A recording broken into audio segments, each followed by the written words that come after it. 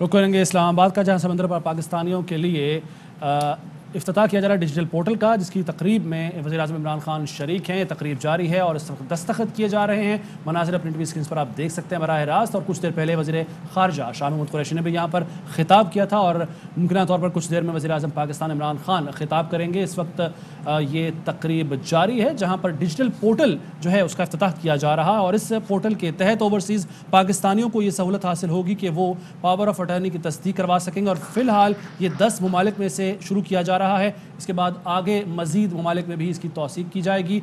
और ये आप मनाजिर देख रहे हैं कि वज़ारत ख़ारजा और नादरा के माबैन मुफ़ाहमती याददाश्त पर दस्तखत किए जा रहे हैं इस वक्त। और इस के ज़रिए जो ओवरसीज़ पाकिस्तानी हैं उनको ये सहूलत हासिल होगी कि वो बाहर बैठे हुए ही पावर ऑफ अटर्नी की तस्दीक करवा सकें, जो इससे पहले मुमकिन नहीं था और बड़ी मुश्किलात का सामना करना पड़ता था ओवरसीज़ पाकिस्तानियों को।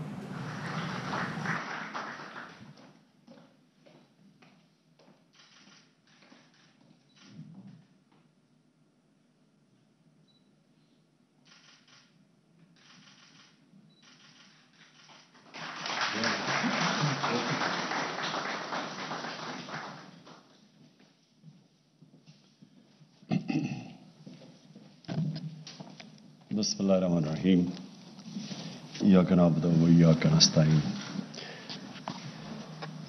2019 में एक ओवरसीज़ पाकिस्तानी जिनका नाम इरफान अली था और गालिबन ग्रीस से उन्होंने प्राइम मिनिस्टर के पोर्टल पे एक मैसेज भेजी और वो मैसेज ये थी कि उन्होंने कहा कि ये इतना मुश्किल प्रोसेस है ये पावर ऑफ अटर्नी का कि एक ओवरसीज़ पाकिस्तानी के लिए बड़ा ही मुश्किल होता है। और ट्रैवल करो और फिर जाओ और फिर देर लगती थी और फिज़िकल प्रेजेंस होनी चाहिए थी।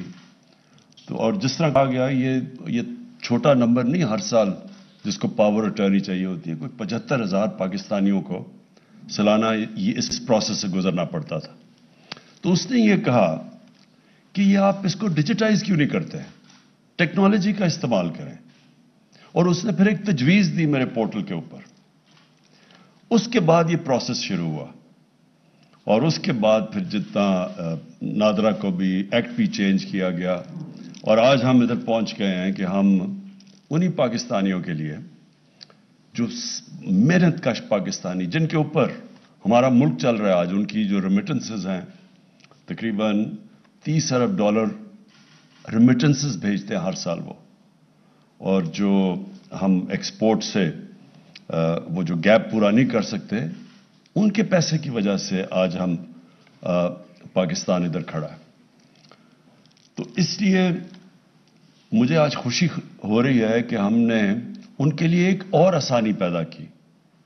इससे पहले भी हमने कोशिश की थी सक्सेशन सर्टिफिकेट, वो भी एक बड़ा लंबा प्रोसेस था।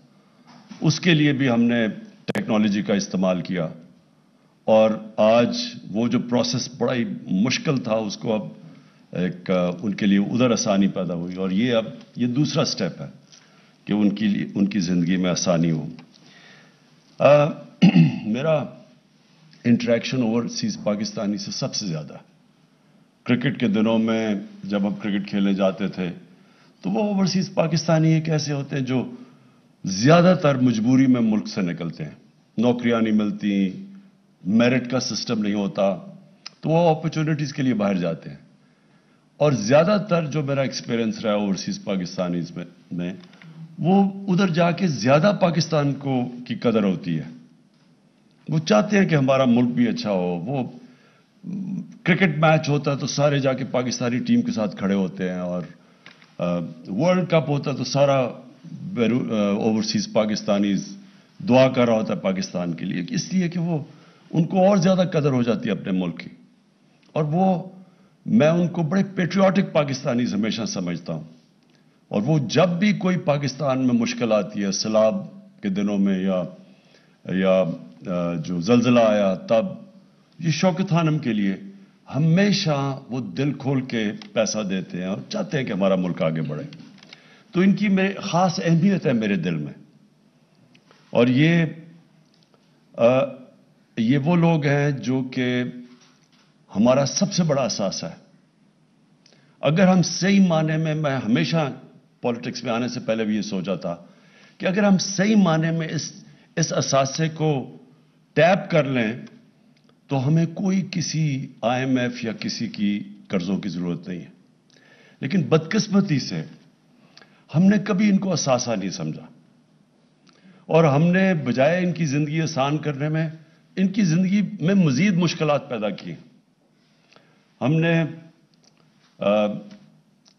ان کی جو انویسٹمنٹ، کیونکہ وہ بزنسز جب بھی وہ کرنے کی کوشش کرتے ہیں پاکستان میں ان کو زیادہ تر نقصان ہوتا ہے، کیونکہ وہاں ہمارا جو سسٹم بدقسمتی سے اس میں اتنی کرپشن آ چکی ہے اور وہ اس سسٹم کے عادی ہو چکے ہیں جدھر کرپشن نہیں ہے. تو وہ جب یہاں آ کے کام کرتے ہیں ان کے لیے بڑا مشکل ہوتا ہے یہاں کام کرنا. اور وہ زیادہ تر جو میں میڈیم والوں کی بات کر رہا ہوں وہ کوشش کر کے وہ بیچاری بزنس فیل ہو کے واپس چلے جاتے ہیں، لیکن ترستے ہیں پاکستان میں آنے کے لیے. تو اور پھر وہ جو سب سے سیف انویسٹمنٹ ہوتی ہے وہ پلاٹ لے لیتے ہیں اور ان کی بدقسمتی کے پلاٹس پہ بھی قبضے ہو جاتے ہیں. تو اس لیے ہم اتنے بڑا اپنا جو اس ملک کا اثاثہ ہے وہ اس کا پاکستان کو پوری طرح فائدہ ہی نہیں ہو سکتا. یہ بہت بڑا فائدہ ہے کہ $30 ارب ان کی ریمیٹنس ہمارے دور میں ریکارڈ ریمیٹنسز بھیجی ہیں انہوں نے، جن کا میں خاص ان کا شکریہ ادا کرتا ہوں. لیکن اس کے باوجود جو اصل پوٹینشیل ان کی انویسٹمنٹ کا ہے، جو فورن انویسٹمنٹ پاکستان میں آ سکتی ہے، بدقسمتی سے وہ انویسٹمنٹ نہیں آتی. اور میں پھر سے ریپیٹ کرتا ہوں کہ ہم نے اس طرح ان کو سروس نہیں دی. ہمیں تو ان کو اپنا جو آپ کا سب سے بڑا اثاثہ ہوتا ہے اس کی تو آپ کو بڑی قدر کرنی چاہیے، اس کی زندگی آسان کرنی چاہیے، اس کو سروس کرنا چاہیے. جس طرح آپ کے کوئی بھی اگر بینک ہے تو اس کے بڑے بڑے کلائنٹس ہیں تو وہ تو ان کو خاص سروس دیتا ہے. بڑے کلائنٹس کو ہر کوئی مارکیٹنگ کرتا ہے اور ان کے لیے PR کرتا ہے جو ان کے بڑے کلائنٹس ہوتے ہیں. تو ہمارا تو یہ سب سے بڑا اثاثہ ہے. تو ہماری گورنمنٹ کی پالیسی پہلے دن سے ہے کہ ہم نے اب اس کو اون کرنا ہے اور ان کو اسی طرح ان کو رکھنا ہے جیسے ایک قوم اپنے سب سے بڑے اثاثے کو رکھتی ہے. تو یہ تو ایک قدم ہے. سکسیشن سرٹیفکیٹ ایمبیسیز کو، جس طرح ابھی فارن منسٹر نے آپ کو کہا کہ ہم نے ان کو کلیئر انسٹرکشنز بھیجے ہیں کہ ایمبیسیز کو جو ہمارے خاص طور پہ جو ہمارے محنت کش سعودی عربیہ، UAE، مڈل ایسٹ کے اندر جو صبح سے لے کے شام تک کام کر کے پیسہ بھیجتے ہیں یہاں، ان کے لیے خاص طور پہ ان کو سروس کرنا، ان کی مدد کرنا، ان کی زندگی آسان کرنا. اور اس کے لیے اب ایک فارن منسٹر نے پورٹل بھی بنایا ہے جو وہ ڈائریکٹ کوئی بھی اب بتانا چاہے کہ ہمارے کوئی مسئلے کیا ہیں تو وہ ڈائریکٹ یہاں فارن منسٹر کے پورٹل کے اوپر آ سکتے ہیں. جس طرح ہمیں یہ گریس سے ایک اوورسیز پاکستانیز نے بتایا یہ اس کا پاور آف ٹرنی کا، اس طرح ان کو بھی بڑی اچھی انفارمیشن آئے گی اب انشاءاللہ، کیونکہ وہ اب کنیکٹ ہو گیا ان سے آن لائن. جو مجھے کل خاص طور پہ خوشی ہوئی کہ ہم نے اب اوورسیز پاکستانیز کو شامل کر لیا پاکستان کی ڈیموکریسی کے اندر. اب ان کو جو ووٹنگ رائٹس ملے ہیں، میں آپ کو بتاتا ہوں اس کا فائدہ کیا ہے. اس کا فائدہ یہ ہے کہ اب ہر گورنمنٹ مجبور ہو جائے گی کہ اپنے اوورسیز پاکستانیز کی قدر کرنا، کیونکہ وہ ووٹ ڈال سکتے ہیں. جب وہ ووٹ ڈالیں گے تو وہ تو اس گورنمنٹ کو ووٹ دیں گے جو ان کی زندگیاں بہتر کرے گی، آسان کرے گی. اور تو یہ اس سے بڑا فائدہ ہوگا کہ ووٹ کا سب سے بڑا فائدہ یہ ہوتا ہے کہ ایک جمہوریت کے اندر ایک انسان اپنی ووٹ کے ذریعے حکومت کے اوپر چیک رکھ سکتا ہے. تو یہ 90 لاکھ اوورسیز پاکستانی ہیں ہمارے، ان کو اب جب رائٹ ملے گا ووٹ دینے کا تو یہ جو ووٹ سے گورنمنٹ سب ان کی قدر کریں گی، جو بھی گورنمنٹ آئے گی. اور یہ جو دوسری چیز کل اس کی بھی مجھے بہت خوشی ہوئی، EVM مشینز کی. دیکھیں یہ بھی آج ہم اس لیے کر سکے ہیں کیونکہ نادرا نے ٹیکنالوجی کا استعمال کر کے ان کی زندگی آسان کی. تو ٹیکنالوجی تو انسان کی زندگی ہر جگہ آسان کر رہی ہے. اب ہر جگہ دیکھ لیں کہ ٹیکنالوجی جدھر جدھر ٹیکنالوجی آ رہی ہے، کدھر لوگوں کی کیا 20 سال پہلے 10 साल पहले क्या था और आज क्या है? टेक्नोलॉजी, ये मोबाइल फोन ने दुनिया चेंज कर दी है और इतनी तेजी से टेक्नोलॉजी चेंज कर रही है कि इंसानी तारीख में कभी टेक्नोलॉजी इतनी तेजी से चेंज नहीं इंसान की जिंदगी में लेके आ रही जो आज है। तो इसलिए टेक्नोलॉजी का आज इस्तेमाल ना करना, इससे बड़ा अहमकाना क्या सोच हो सकती है? सोचे 2008 के अंदर इलेक्शन गवर्नमेंट ने एक कमीशन बनाई थी, गालिबन मेरे ख्याल में सुगरा इमाम उसकी हेड थी, और उन्होंने रिकमेंडेशन दी, बार बार मीटिंग्स करके उन्होंने रिकमेंडेशन दी। इलेक्शन कमीशन ने रिकमेंड किया कि ईवीएम, इलेक्ट्रॉनिक वोटिंग मशीन्स आनी चाहिए। ये 2008 की बात कर रहा हूं, लेकिन क्यों नहीं एक्सेप्ट हुई? ये कोई भी वो लोग जो इस मुल्क के अंदर एक पुराने सिस्टम से फायदा उठा रहे हैं, वो कभी चेंज नहीं आने देंगे। हमने इतनी कोशिश 3 सालों में, मसलन मैं आपको मिसाल देता हूं कि किस तरह ये एक करप्ट सिस्टम से जो फायदा उठाते हैं चेंज नहीं आने देते। हमने यूटिलिटी स्टोर्स के अंदर हमने चेक करने के लिए कि पिलफरेज ना हो, हमने उसको ऑटोमेट करने का फैसला किया। अंदर यूटिलिटी स्टोर के जो लोग काम कर रहे थे उन्होंने ही जाके अदालत में स्टे ऑर्डर ले लिया, ऑटोमेशन रोक दी। एफबीआर कितनी देर से कोशिश कर रही है ऑटोमेशन की, वो कोई ना कोई वजह से वो होना नहीं। अंदर से लोग, एफबीआर के अंदर से लोग ऑटोमेशन नहीं आने देते, क्योंकि ये जो सिस्टम बना हुआ है इसमें से बदकिस्मती से पैसा आता है। स्टेट गवर्नमेंट के पास पैसा नहीं आता, लेकिन जो टैक्स कलेक्ट करने वाले होते हैं उनमें से कोई बड़ा पैसा बनाते हैं। ट्रैक एंड ट्रेस सिस्टम, बड़ी कंपनीज, बड़े ऐसे सीमेंट हुआ या जिधर अरबों रुपए की सेल्स होती हैं, शुगर, सिगरेट, ये कितने 15 साल से कोशिश हो रही है कि ट्रैक एंड ट्रेस सिस्टम आए, ताकि वो जो चीज बेचते हैं, मसलन अगर 100 यूनिट्स बेच रहे हैं तो वो सिर्फ 70 यूनिट डिक्लेयर करते हैं, 30 ऑफ बुक्स बेच देते हैं। तो ट्रैक एंड ट्रेस सिस्टम से ये खत्म हो जाना था। ये अब जाके हमारी 3 साल की कोशिशों से इंशाल्लाह अगले हफ्ते पहली दफा पाकिस्तान की तारीख में हम ट्रैक एंड ट्रेस सिस्टम लेके आ रहे हैं, जिसको कई सालों से सैबोटाज किया गया। तो ये वो लोग जो कि पुराने सिस्टम, करप्ट सिस्टम से फायदा उठा रहे हैं, वो चेंज नहीं आने देते। अब ईवीएम मशीन है, सारी दुनिया में काम कर रही है। हमारे सारे जितने मसले हैं, जो हमारी हुई थी जुडिशल कमीशन 2015 में, उसने लिस्ट किया 6 हफ्ते की हेयरिंग के बाद कि क्या क्या मसले हैं कि पाकिस्तान में साफ और शफाफ इलेक्शन 1970 के बाद नहीं हो सके।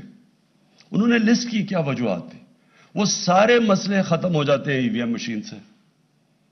पिछले इलेक्शन के अंदर 15 लाख वोट जाया हुई, वो अगर ईवीएम मशीन होता तो 15 लाख वोट कास्ट हो जानी थी। इसमें बहुत बड़े फ्रॉड चलते हैं, जाली वोट्स हैं, मरे हुए लोगों की वोट्स इन्होंने दर्ज करवाई हुई है, ये सारी उड़ जाती है जिस दिन ईवीएम मशीन आए। तो ईवीएम मशीन से हमें क्या फायदा है? ये ऐसी है कि जब मैं क्रिकेट में 8 साल कोशिश की न्यूट्रल अंपायर्स लाने की, अब मुझे क्या फायदा था न्यूट्रल अंपायर्स का? और पाकिस्तान वो मुल्क है जो दुनिया 200 साल क्रिकेट की तारीख में जो न्यूट्रल अंपायर लेके आए थे।